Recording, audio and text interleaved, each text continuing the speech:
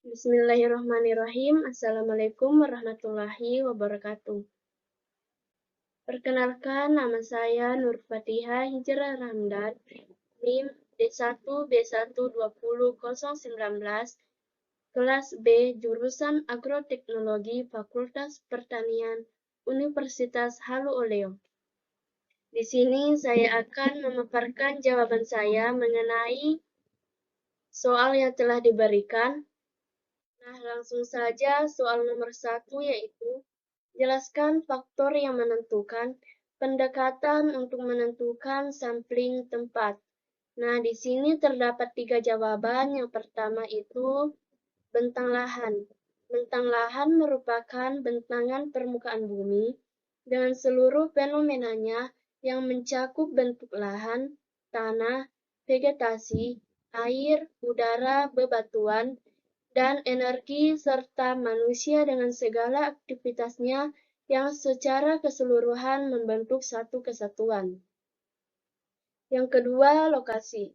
Lokasi ini merupakan tempat di mana sampling atau penelitian dilakukan untuk memperoleh informasi mengenai data yang diperlukan.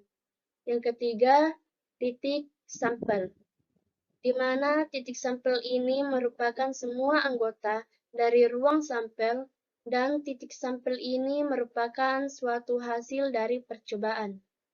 Soal nomor 2 selanjutnya yaitu jelaskan pendekatan sampling yang paling sesuai untuk mengidentifikasi semua jenis dari suatu kelompok biotanah dalam area studi. Nah, pendekatan yang paling sesuai di sini yaitu pendekatan sampling systematic grid sampling, di mana sistem ini merupakan teknik pengambilan sampel tanah yang didefinisikan dahulu dalam bentuk grid pada peta kerja survei tanah. Sampel ini direncanakan secara sistematik pada pusat petakan grid lahan pada hamparan luas lahan yang akan disurvei. Nah, sampel direncanakan secara sistematik pada pusat petakan grid lahan pada hamparan luas lahan yang akan disurvei. Cara ini menganggap pusat grid merupakan wakil paling tepat karena terletak tepat dan dalam grid. Nah, di sini terdapat prosedur sistematik sampling. Yang pertama disusun sampling frame, kedua menetapkan interval K, ketiga memilih sampel pertama secara random dari sampling frame, dan keempat memilih sampel kedua. Selanjutnya soal nomor 3 yaitu jelaskan metode untuk estimasi kelimpahan total bakteri dan fungi tanah. Nah, metode untuk estimasi kelimpahan total bakteri dan fungi tanah ini dapat dilakukan dengan media kultur, di mana media kultur merupakan substansi yang terdiri dari zat-zat hara atau nutrisi, serta lingkungan yang dibutuhkan untuk pertumbuhan dan perkembangbiakan mikroorganisme. Nah, teknik yang perlu dilakukan dalam media kultur ini contohnya teknik agar cawan. Teknik yang banyak digunakan untuk menghitung total mikroba tanah dan fungi adalah metode agar cawan, di mana metode agar cawan biasa disebut juga cawan pengenceran. Nah, metode agar cawan ini merupakan cara yang biasa digunakan untuk menghitung total cendawan karena baik untuk mikroorganisme berspora dan cendawan lebih cepat. Teknik cawan pengenceran adalah suatu cara yang biasa digunakan untuk menghitung dan mempelajari populasi bakteri tanah yang beragam dan perubahan kerapatan populasinya juga dapat dihitung. Nah, beberapa medium yang banyak digunakan adalah agar ekstrak tanah atau soil extract agar. Yang kedua, TSA atau treat soy agar, dan yang ketiga nutrien agar atau Na. Soal yang keempat yaitu jelaskan prinsip dari metode ekstrak Berlese-Tulgren dan Bayerman-Funnell.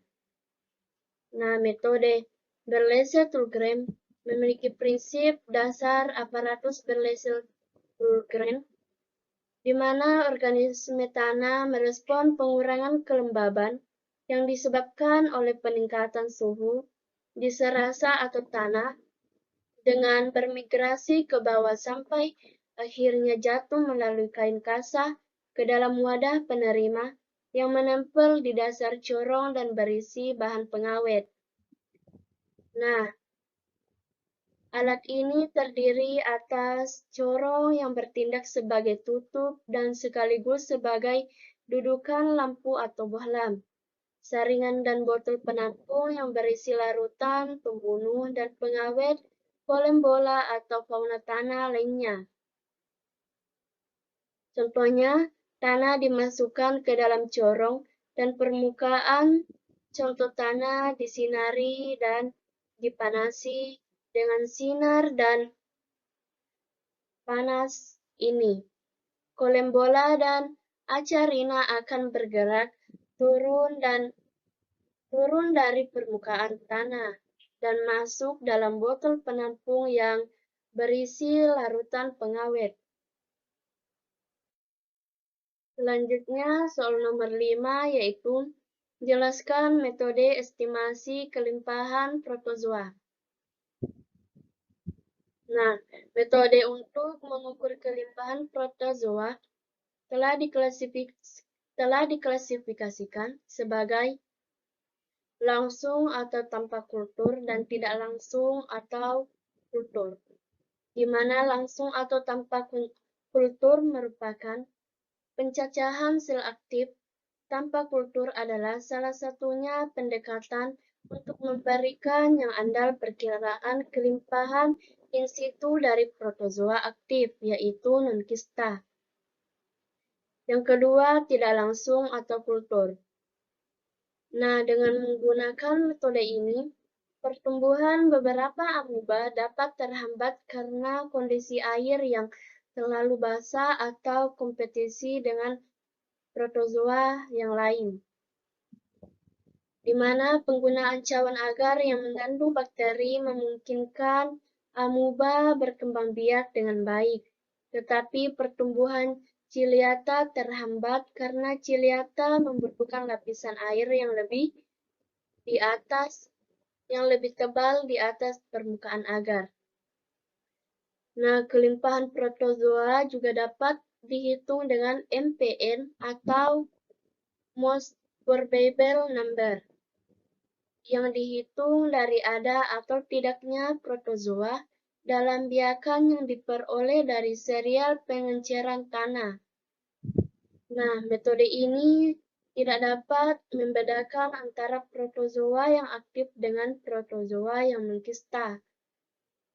Dan metode MPN ini juga dapat membedakan flagellata, amoeba, dan ciliata. Pada kondisi biakan tidak optimal, protozoa bersaing dan saling memangsa satu dengan yang lainnya. Protozoa yang dorman, terutama amoeba, dapat mengkista selama masa inkubasi. Nah, itulah tadi jawaban yang sempat saya paparkan, dan mohon maaf apabila ada kesalahan kata dan penulisan kata yang salah. Dan saya akhiri, Assalamualaikum warahmatullahi wabarakatuh. Sekian dan terima kasih, semoga bermanfaat.